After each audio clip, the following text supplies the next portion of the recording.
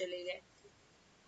So fifth question है, you are Rizwan Ali, a resident of 456 Razouri Garden, New Delhi. Write a letter to editor of a national daily, drawing the attention of the concerned authorities to the deteriorating law and order situation in a city. तो city में law and order की situation deteriorating का मतलब खराब होते चली जा रही है, और इसके रेफरेंस में आपको ये एक लेटर लिखना है लोकल डेली, नेशनल डेली के, लोकल नहीं नेशनल डेली के एडिटर को. ठीक है, तो पहला फिफ्थ के ए का क्या ऑप्शन होगा? Fourth. Draw the attention of the authorities. Fourth. B का? First. फर्स्ट. ओके. सी का? Second. सेकेंड. सी का सेकेंड. सिक्स्थ क्वेश्चन है, software engineers from India have reputation of being among the best in the world. Most of them migrate to other countries even though their own country needs them the most. This is a matter of serious concern. Write a letter to the editor of famous newspaper expressing concern over the issue of brain drain. Same situation है, हमारे जो intellectual capacity है वो बाहर migrate हो रही है. So what can we do? Six का ए का क्या होगा answer? First. Their own country needs the most. B का? Third. थर्ड. बी का सिक्स के बी का third. Correct. Intelligence and multi talented skill in its employees. C का six के सी का fourth. Brain gain by luring back some of the talented and high skilled people. Okay. Seventh है, it is a matter of concern that as a number of girl child is steadily shrinking in India. Girl child कम हो रहे हैं. Write a letter to the editor of a national daily. आपको अपनी worry दिखानी है कि ratio, स्क्यूइंग ratio का मतलब डिस्टॉर्टेड टाइप का रेशियो हो गया, 1:1 होना चाहिए, बट रेशियो अभी 1:1 नहीं होकर के स्क्यू हो गया, यानी इट इज नॉट सिमेट्रिक. ठीक है, मैथ्स में पढ़ा होगा स्क्यू का मतलब. तो सेवेंथ का ए है, उसका क्या आंसर है? Third. Girl child is a blessing. B? First. Balance the social equilibrium. C का क्या ऑप्शन है? सी का है सोशल आइडेंटिटी. फोर्थ आंसर होगा इसका. ठीक है, फिर है 8. You are Upendra Rashika staying at a 3 Jawahar Nagar Jaipur. आपने लास्ट ईयर खरीदा था एक Celtel telephone answering system electronic world Chandigarh से. आंसरिंग मशीन मैल फंक्शनिंग है, काम नहीं कर रही है. रिकॉर्डेड मैसेज जो भी आंसरिंग सिस्टम में है वो खुद ही डिलीट हो जाते हैं जैसे ही आप इन्हें एक बार सुनते हो. Write a letter to the dealer explaining the problem. Request him to replace it if needed against the warranty that goes with it. तो अभी वारंटी कार्ड दिखा के आपने इसे रिप्लेस करना है. ठीक है, तो ए, एथ के ए का आंसर है Second. disappointing to inform. It is very disappointing to inform. distressing नहीं हो सकता है. humiliating और encouraging तीनों ही वर्ड गलत है. B First. बी का फर्स्ट है, एथ के बी का फर्स्ट. सी का Third. to get a faulty piece replaced. Okay. Now question number 9. You're a Suresh Sarika Jain of Jawahar Nagar. 2 months ago you bought a desert cooler Cool Home से मालवीय नगर जयपुर से. Over time cooler की cooling effectively नहीं है and you आपको manager को एक letter लिखना है complaining about the mall function. Same तरह का क्वेश्चन है. नाइन्थ का ए. Fourth. bring to your kind notice. कभी भी लेटर में जो वर्ड्स होते हैं वो ह्यूमिलिएटिंग और इस तरह के बेइज्जती वाले नहीं यूज किए जाते. तो अगर फर्स्ट वर्ड से कोई क्वेश्चन आता है तो you have to be polite. इस तरह के सेंटेंसेस को आपको polite at the same time. Disappointing इस तरह के वर्ड जो शो करे कि आप सेटिस्फाइड नहीं है, ऐसे वर्ड्स ही यूज करने चाहिए. बी. सेकेंड. नाइन्थ का सी. First. Rise of temperature.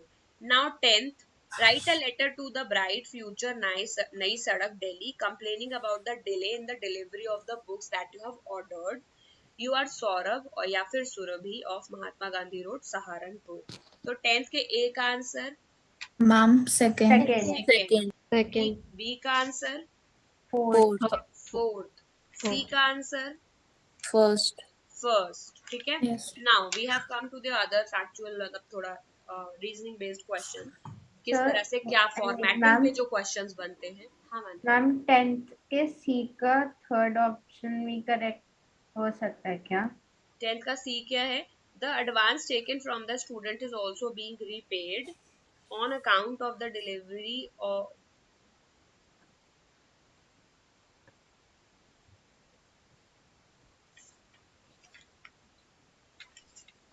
10th के सी का थर्ड ही तो है बेटा।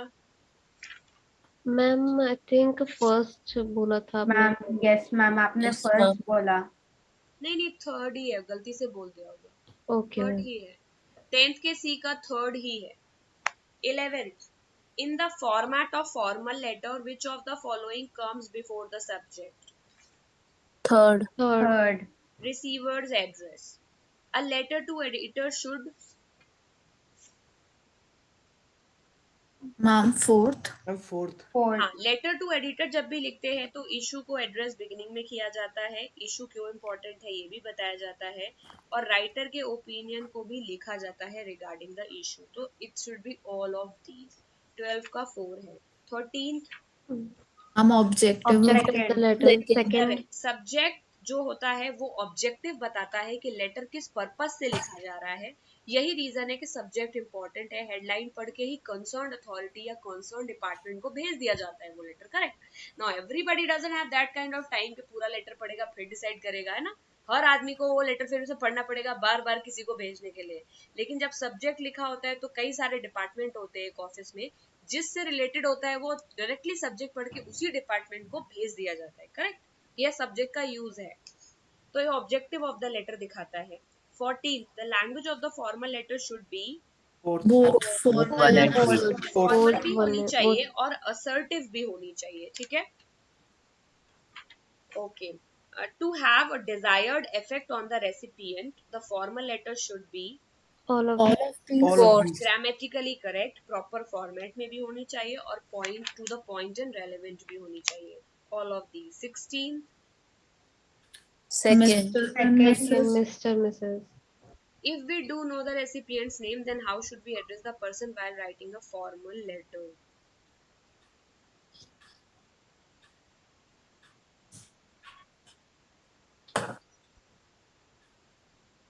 सेकंड ही होना चाहिए। Yes, ma'am. Yes, ma'am. Yes, ma'am. Okay, इन्होंने इसमें थर्ड दिया हुआ है। Ma'am, dear डियर के सर या मैम मैडम एक्चुअली तब लिखते हैं जब हमें श्योर नहीं होता कि कौन है, तो लाइक हम जो जानते नहीं है उनको। हेलो और माय डियर इनफॉर्मल लोग हैं मैम तो वो नहीं वैसे हो तो हम सकते। थर्ड ही यूज करते हैं, पर मैम यहाँ स्पेसिफिकली लिखा था कि रेसिपिएंट का नेम पता है इसलिए। इसीलिए मैं भी एक बार डिस्कस कर रही हूँ इस क्वेश्चन को। 16 का आंसर वुड बी बी। ठीक है, अगर आपको ऑलरेडी पता है रेसिपिएंट का नेम तो आपको एड्रेस उसे मिस्टर या मिसेस में ही करना पड़ेगा। करेक्ट। ओके। 17, हम वैसे फॉर्मल लेटर में डियर लिख सकते हैं।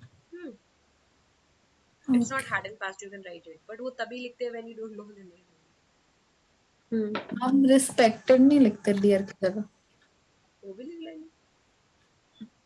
कोई ऐसा it's not hard and fast rule that you can not write dear, ऐसा नहीं है। ठीक है, बट अगर ऑप्शन डियर और रिस्पेक्टेड में कोई एक चूज करना है तो चूज रिस्पेक्ट।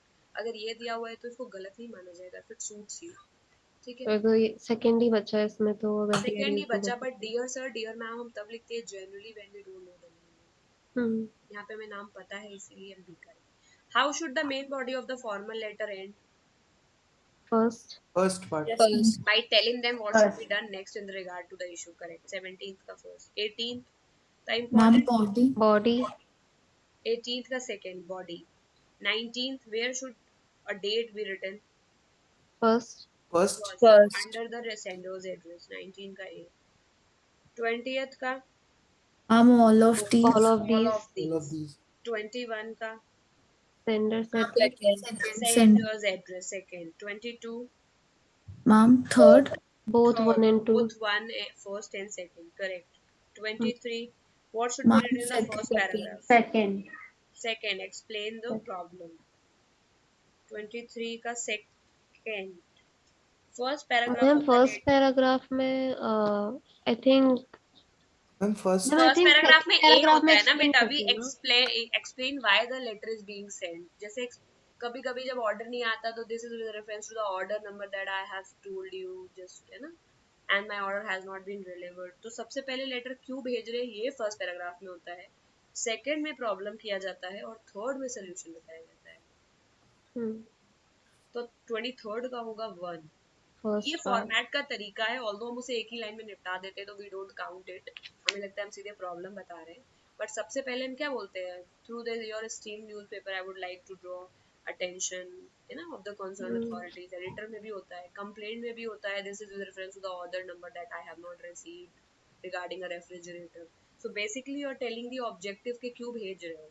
वो हेडिंग सब्जेक्टिव में भी होता है बट वो लेटर के फर्स्ट पैराग्राफ में भी क्यों लिख रहे हो ये बताते हैं। सेकंड में प्रॉब्लम बताते हैं कि सो एंड सो डेट पे मैंने भेजा था, 5 दिन का टाइम था, अभी तक नहीं आया है।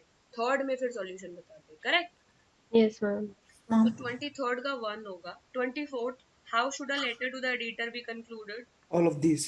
All of 4. These, thanking the third editor, ना थैंकिंग द एडिटर तो नहीं होता। मैम, वही थर्ड होना मैम चाहिए। Third. Third, by giving solution for the problem and requesting to publish it. Third, we never thank to the editor. क्यों problem, जरूरत ही नहीं है, उसका एडिटर का काम है सोशल सर्विस करना। मैम बट सेकंड भी तो होता है कि मतलब सम अप करते हैं प्रॉब्लम को एंड देन हम प्रॉब्लम को सेकंड पैराग्राफ में सम अप करते हैं, थर्ड में we always give solution. Okay, with this newspaper, I request you to draw the attention of the concerned authorities so that the pollution problem as soon as get, or the air purifier should be installed in places, or the park should be ना। तो third जो last ending पूछी है ना, concluding होता है हमेशा solution से, और रिक्वेस्ट करते हैं कि काइंडली पब्लिश इट ना। सो थर्ड होगा 24 का। जो आप बोल रहे हो Manya, that is a part of letter, but वो उसके ऊपर होता है जो मैं बात कर रही हूँ, उसके जस्ट ऊपर। ठीक है, समिंग अप द प्रॉब्लम, क्या क्या दिक्कत है। 24th ऑलराइट का मैम। थर्ड, ठीक है। तो इसी के साथ हमारे लेटर के एमसीक्यूज हो चुके हैं। नाउ हमें MCQ we have to do किस किस के। मैंने इंग्लिश का तो होमवर्क भेज दिया है आपका, सैम्पल पेपर 3, एसएसटी का फेडरलिज्म चैप्टर और 3 sample paper that I have to send, that I am sending right now, ठीक है। So for now there is no extra work because already you are having a lot of work right now.